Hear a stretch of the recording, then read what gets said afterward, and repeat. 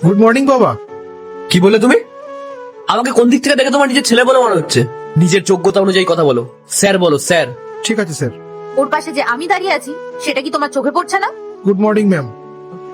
Next time থেকে না আমাদের সাথে ভালোভাবে বিহেভ করবে, না হলে কিন্তু তোমার কপালে দুঃখ আছে।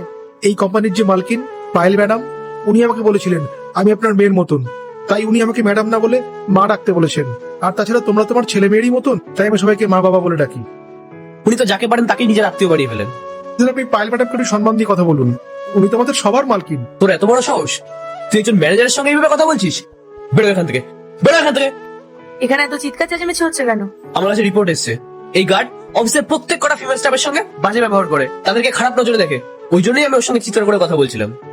শাট আপ রাহুল, আমি তোমার সমস্ত কথা শুনে নিয়েছি, তাই এখন আর এসব নাটক করার কোনো মানে হয় না। বেরিয়ে যাও এখান থেকে।